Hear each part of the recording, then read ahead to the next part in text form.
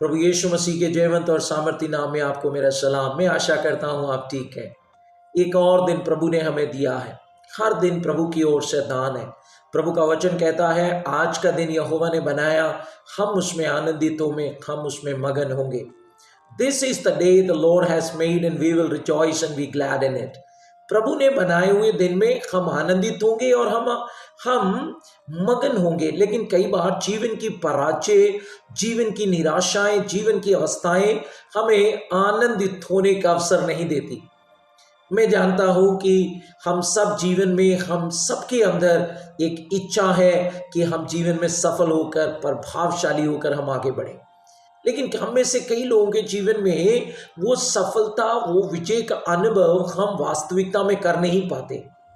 हम विजयी होना चाहते तो हैं, हम विजय जीवन की कामना तो करते हैं, हम सफल जीवन की कामना तो करते हैं, हम प्रार्थना भी करते हैं, लेकिन कई बार वास्तविकता में वो अनुभव हमारे जीवन में हम नहीं कर पाते।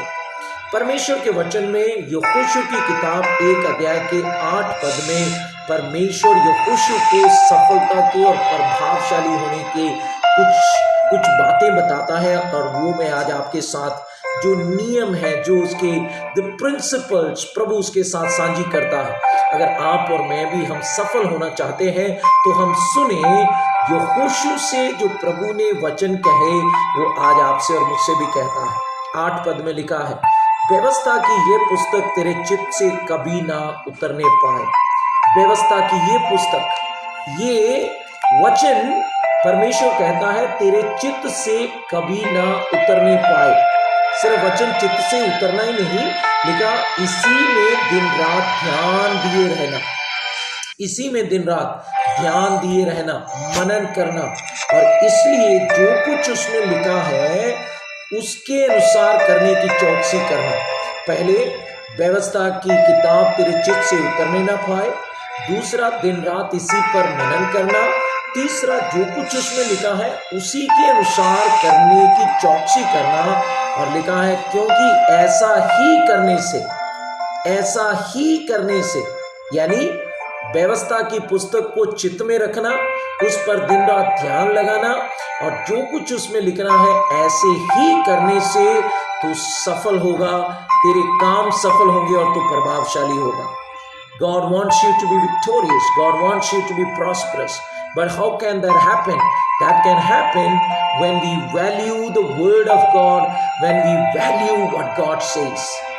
जब हम परमेश्वर की कही हुई बातों को सुनते हैं, उस पर चित्त लगाते हैं और उसको ध्यान करते हैं और उसके अनुसार करते हैं, तब परमेश्वर वायदा देता है। वो कहता है कि तेरे काम सफल होंगे और तू प्रभावशाली होगा। परमेश्वर आज आपसे कहता है, वो चाहता है कि आप सफल हो, वो चाहता है कि आप प्रभावशाली हो।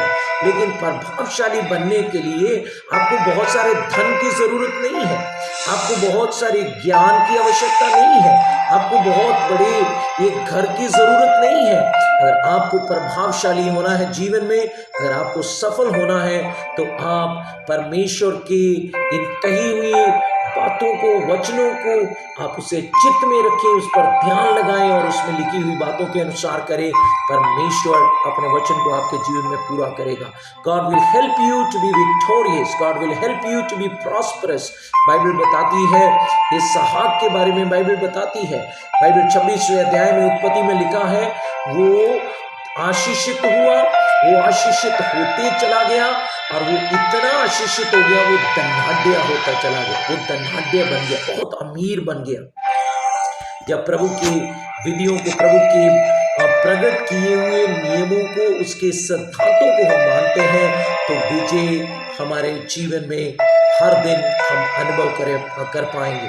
आपको पराजित रहने की जरूरत नहीं, आपको निराश रहने की जरूरत नहीं, आपको दुखी रहने की जरूरत नहीं। आप परमेश्वर के वचन की, उसकी आवाज को सुनकर उसके अनुसार करें। God will give you success. God will bless you. God will prosper you. परमेश्वर आपको सफल देगा, परमेश्वर आपको विजय बनाएगा, परमेश्वर आपको आगे बढ़ाएगा, आपका परिवार आशीषित होगा।